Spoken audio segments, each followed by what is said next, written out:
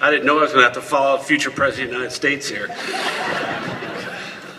I'm too tall for this. Can you hear me okay? 2017. That blows me away. Have you ever heard the term, do it while you're young?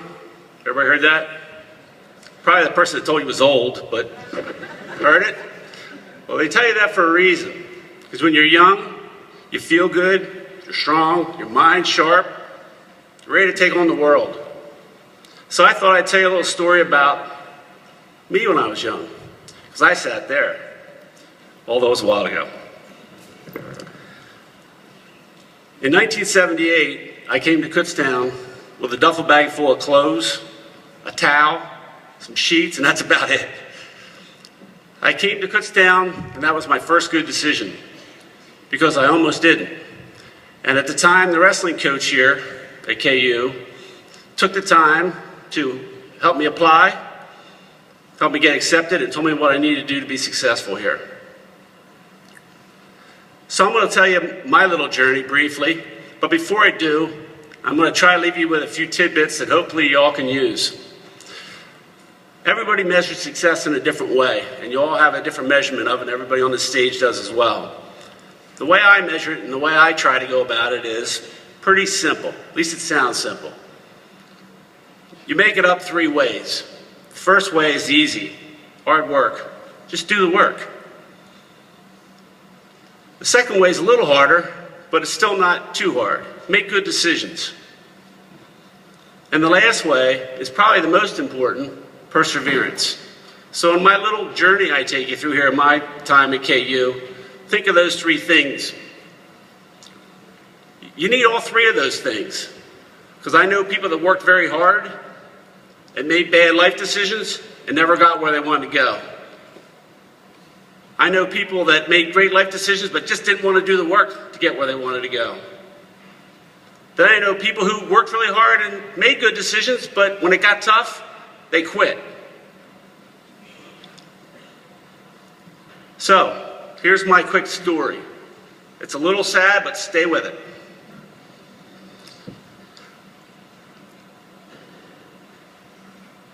I came to Kutztown unprepared for academic life in college.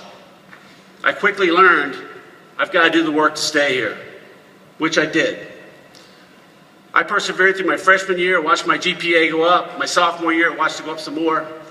And yeah, by the way, I was having a good time socially as well. So you can do both, to Dr. Slav's point. My first real challenge came in the middle of my junior year. The day after Christmas on 1980, I had a truck accident because I was off for the semester, working days, delivering heating oil, and I was working nights in the glass factory, and I had 10 days to do it because the wrestling team had to come back. So most kids had a month off. I had 10 days to make enough money to get me to the next semester. I found myself in a hospital bed, beat up, bloody, scared, and unhappy. I was 20 years old, and when I finally got the courage for the nurse to hold up the mirror so I could look at what I looked like, I cried. And believe me, I did a lot of crying at 20 years old. So I found myself broken hands, cut my ear, big laceration on my head, glass in both palms of my hand. I had pieces of wood in my scalp from a telephone pole that I slammed into. So I had to find out real quick, are you going to persevere or are you going to quit? I wanted to quit. I thought to myself, well, I can't go back to school like this. I have a cast on my arm, I have crutches. I look like something out of a movie. I'm all bandaged up. So I wasn't going to go. The next day, I woke up with my college roommate standing at the bottom of my bed. He threw a newspaper on my bed with a picture of this truck that I had just demolished and said, "What the hell did you do?" No, how you doing? How you feeling? No, what the hell did you do? And I'm still friends with him today, go figure, right? Poor, interesting personality. But I came back. He convinced me to come back. I completed my junior year with the help of a lot of great professors here. a lot of great friends, and my social life didn't suffer at all. I got a little tip for you guys. This is a little probably not politically correct. Girls don't care how you look in college. I mean, look at me. So there you go. There's your tip. If you don't get anything else out of this, there's your tip.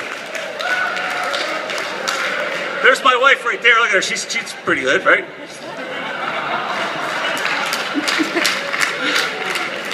No.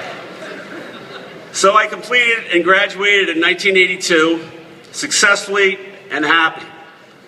Persevered through some things that I didn't think I could persevere through. Now, obviously, I don't think anybody in this room is going to have to go through that. At least I hope not. But if you ever have to work hard, make a decision, or persevere through something you don't want to persevere through, think of my story, and I hope that it helps. After graduating in 1982, I still had to persevere because we were in a recession. It took me a year to get my first career job in the electronic security industry. And the rest is history. I have a great wife, 27 years, 2 great kids, accomplished most of what I wanted to do in my life. So, what I'm telling you is, this is your chance. Do it while you're young. Thank you.